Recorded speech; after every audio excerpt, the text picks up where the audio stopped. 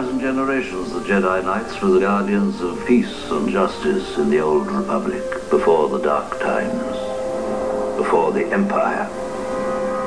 A young Jedi named Darth Vader, who was a pupil of mine until he turned to evil, helped the Empire hunt down and destroy the Jedi Knights. Vader was seduced by the dark side of the Force.